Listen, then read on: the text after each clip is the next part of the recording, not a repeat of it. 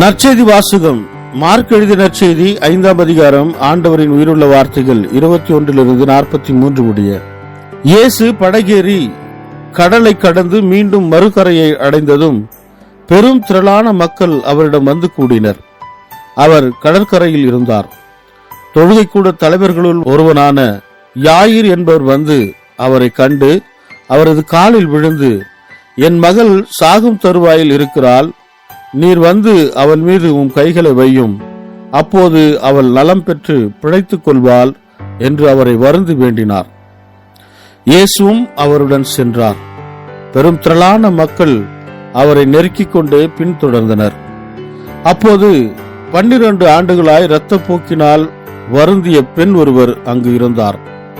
அவர் மருத்துவர் பலரிடம் தமக்கு உள்ளதெல்லாம் செலவழித்தும் ஒரு பயனும் அடையாமல் மிகவும் துன்பப்பட்டவர்.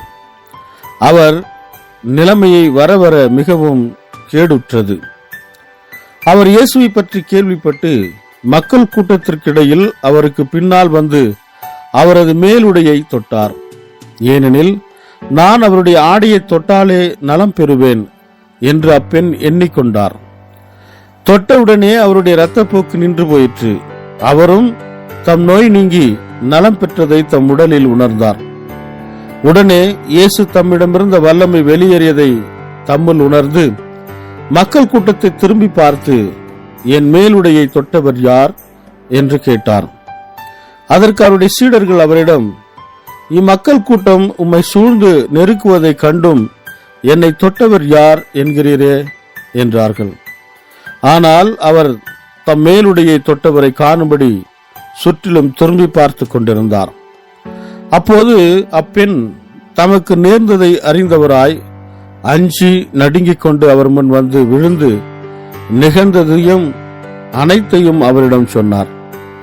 இயேசு அவரிடம், மகளே, உனது நம்பிக்கை உன்னை குணமாக்கிற்று, அமைதியுடன் போ, நீ நோய் நீங்கி நலமாயிரு என்றார்.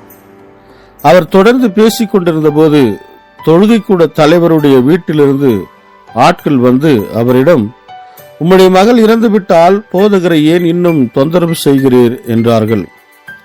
அவர்கள் சொன்னது இயேசுவின் காதில் விழுந்ததும் அவர் தொழுகை கூட தலைவரிடம், அஞ்சாதீர், நம்பிக்கை மட்டும் விடாதீர் என்று கூறினார். அவர் பேதுரு, யாக்கோபு, யாக்கோபின் சகோதரரான யோவான் ஆகியோரை தவிர வேறு எவரையும் தம்முடன் வரவிடவில்லை.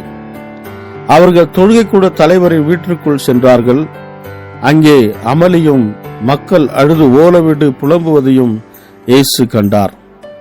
அவரை உள்ளே சென்று, ஏன் இந்த அமளி, ஏன் இந்த அழுகை, சிறுமி இறக்கவில்லை, உறங்குகிறாள் என்றார்.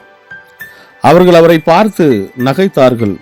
ஆனால் அவர் அனைவரையும் வெளியேற்றிய பின் சிறுமியின் தந்தையையும் தாயையும் தம்முடன் இருந்தவர்களையும் கூட்டிக் கொண்டு அச்சிறுமி இருந்த இடத்திற்கு சென்றார். சிறுமியின் கையை பிடித்து அவளிடம், தலித்தா கூம் என்றார். அதற்கு, சிறுமி, உனக்கு சொல்லுகிறேன், எழுந்திடு என்பது பொருள். உடனே சிறுமி எழுந்து நடந்தாள். அவள் 12 வயது ஆனவள்.